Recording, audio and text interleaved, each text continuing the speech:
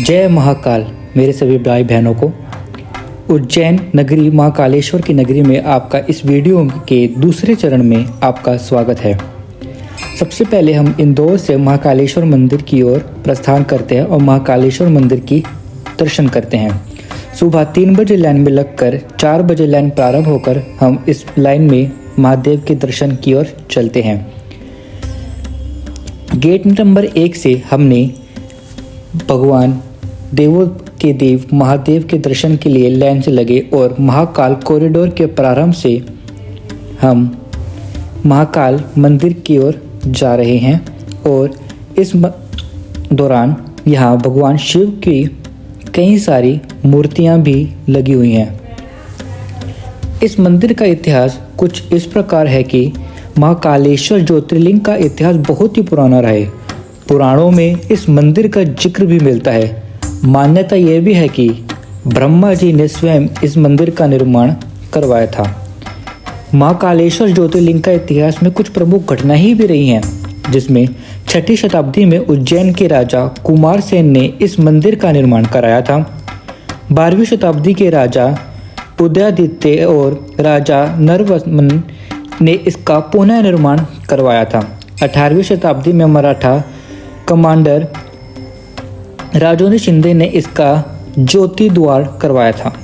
राजा भोज इस मंदिर का विस्तार फिर से करवाया। आप देख रहे हैं, इस मंदिर में जाने के लिए आपको इस प्रांगण से गुजरते हुए मंदिर में दर्शन करना पड़ेगा। महाकालेश्वर मंदिर से जुड़ी कई मान्यता भी रही है। मान्यता के अनुसार भगवान शिव ने यह दूषण नाम की राक्षस का वध किया था। इस मंदिर को लेकर मान्यता यह भी है कि भगवान शिव यहाँ प्रकट हुए थे। यह मंदिर दक्षिण मुखी है, इसलिए तंत्र साधना के लिए बहुत अहम है। मान्यता यह भी है कि महाकाल के दर्शन करने से मोक्ष की प्राप्ति होती है। ऐसा भी माना जाता है कि विक्रमादित्य के समय में इस मंदिर के आसपास कई शहरों के राजा मंत्री रात गुजार नहीं करते थे और आज भी इस नगरी उज्जैन में महाकाल के अलावा कोई भी राजा या मंत्री इस नगरी में वास नहीं कर सकता, क्योंकि राजा केवल यहाँ एक महाकालेश्वर ही है। यह महाकालेश्वर मंदिर की जो दर्शन आप बाहर से कर रहे हैं, अंदर में मोबाइल अलाउड नहीं है। बाहर की ओर ये महाकाल भोले शंकर की अद्भुत संरचनाएं और मूर्तियां लगी हुई हैं। महाकाल कॉरिडोर में अभी प्रवेश वर्जित है। सुबह 6 बजे इसकी टाइमिंग शुरू होती है। हमने 5 बजे के करीब मंदिर के दर्शन करें। उससे पहले आप राम घाट के दर्शन कीजिए। शिप्रा नदी के तट पर ये महाकाल का एक अद्भुत मंदिर भी यहाँ पे स्थापित है। साथ ही में यहाँ पे शिप्रा नदी पुराना घाट है, जहाँ पे शिप्रा नदी की पूजा की जाती है। शिप्रा नदी के बगल में ही महाकाल उज्जैन का मंदिर वास है। मान्यता अनुसार भगवान राम अपने वनवास के दौरान यहाँ आए थे और उन्होंने अपने पितरों का तर्पण शिप्रा नदी में ही किया था। इसीलिए यहाँ पे ये नाम राम घाट के नाम से जाना जाता है।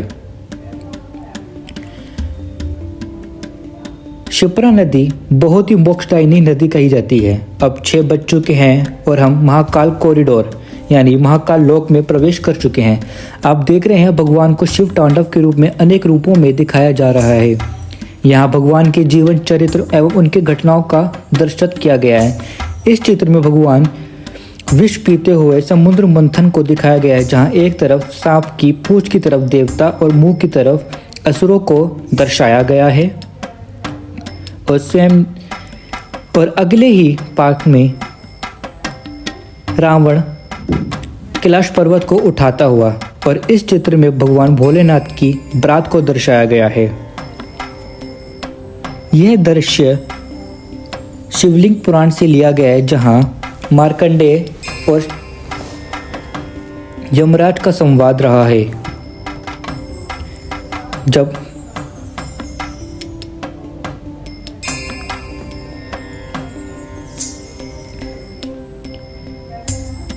ये ब्रह्म सरोवर के रूप में एक नया कॉरिडोर बनाया हुआ है। यहाँ अनेकों प्रकार के लाइट शो होते हैं और बीचों बीच भगवान शिव की मूर्ति है। यह नंदी द्वार है। इस नंदी द्वार से आप प्रवेश कर सकते हैं।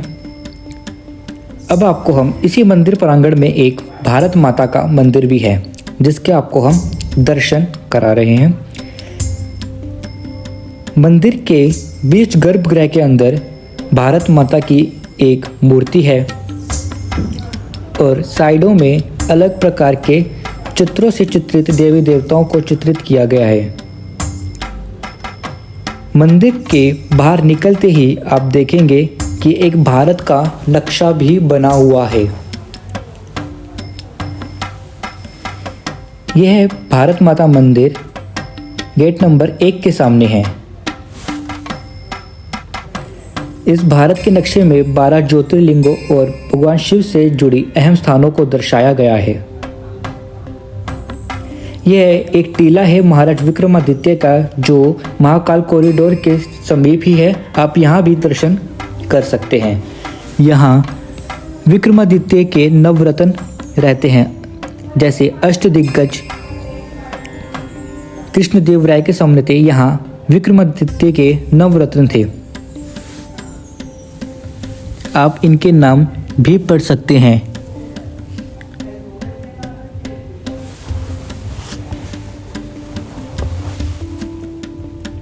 लोग यहाँ दूर दूर से अपनी मनोकामनाएं पूरी कराने के लिए महाकाल के मंदिर में आते हैं। महाकाल मंदिर के लिए उज्जैन सबसे निकटतम रेलवे स्टेशन है। यह आप विक्रमादित्य की विशाल प्रतिमा देख सकते हैं। मिलते हैं आपसे अगले पार्ट में। जय महाकाल।